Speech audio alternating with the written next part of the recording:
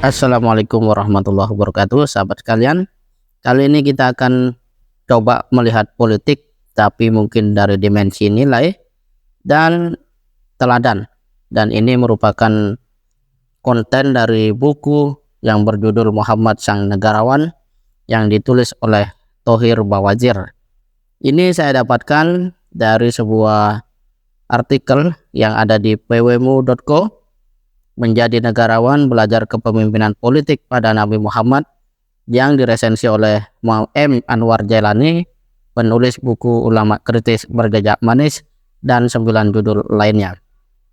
Sahabat kalian, kalau kita bicara kepemimpinan di dalam Islam, terutama menurut buku ini, sungguh tidak bisa lepas dari sejarah. Karena begitu banyak cerita-cerita dan kisah-kisah di dalam Al-Quran itu bercerita tentang kepemimpinan. Bahkan hampir separuh katanya ini ya, atau lebih dari separuh isi Al-Quran merupakan ulasan tentang sejarah atau kisah. Sesungguhnya pada kisah-kisah mereka itu terdapat pengajaran bagi orang-orang yang mempunyai akal.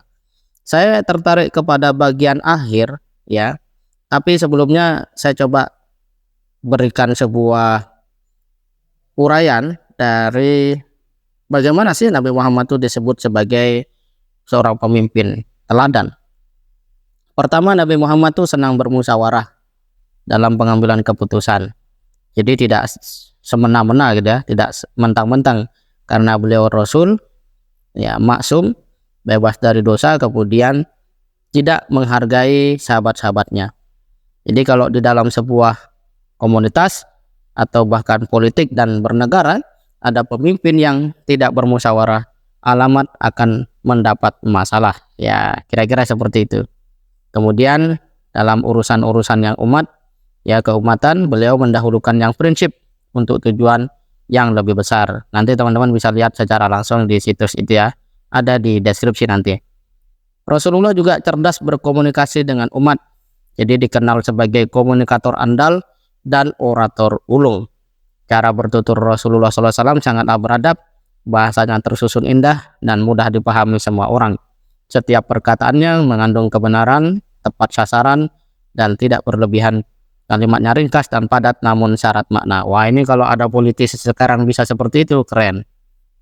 Tapi biasanya politisi umumnya ya, terutama yang sekarang masih jauh untuk bisa seperti itu. Tapi mudah-mudahan suatu saat lahir lah ya politisi yang begitu. Harapan kita. Keempat, tidak suka memperberat urusan umat. Ya, di sini dicontohkan kaitan dengan sholat berjamaah, di mana imam-imam sholat berjamaah sebaiknya meringankan bacaannya atau bacaan suratnya sehingga tidak panjang-panjang dan menyusahkan para jamaah. Kemudian Rasulullah yang kelima adalah seorang pembangun kader. Jadi selama 23 tahun Nabi SAW berdakwah, memimpin dan membentuk umatnya. Para sahabat lahir, dibentuk dan dididik serta dikader oleh Rasulullah. Itulah para sahabat yang memiliki ya kemampuan, skill, keterampilan, leadership yang sangat mumpuni dan bahkan luar biasa. Nah, sahabat sekalian, buku ini pada akhirnya juga mendorong kita untuk aktif berperan ya, bahwa di dalam konteks kepemimpinan kita tidak boleh diam, tapi kita harus hadir, kemudian berperan, mengambil peran, lalu mendorong untuk lahirnya ya pemimpin yang memiliki kepedulian. Ya, kemudian di sini ada satu kutipan atau kalimat yang sangat bagus menurut Ustadz Anwar Jailani. Dalam penutup bukunya itu, Thohir Bawazir menuliskan bahwa masyarakat harus terlibat aktif untuk memilih dan mendukung calon pemimpin yang berakhlak mulia dan memiliki karakter seperti Nabi Shallallahu Alaihi Wasallam, serta tidak cukup hanya berdoa saja. Tanpa keterlibatan aktif masyarakat yang beriman, akan sulit cita-cita ideal dapat terwujud. Jadi ketika di negeri ini akan ada momentum memilih presiden, maka pertama mereka yang maju sebagai calon pemimpin sudahlah mematut-matut diri sebagai pribadi yang punya karakter atau mendekati seperti Nabi Shallallahu Alaihi Wasallam. Kedua, sudah siapkah para warganya dengan pilihan pemimpin terbaik? Dengan demikian sahabat sekalian, memilih pemimpin itu tanggung jawab kita semua. Dengan demikian kita harus tahu mana pemimpin yang benar, mana pemimpin yang adil, dan mana pemimpin yang jujur.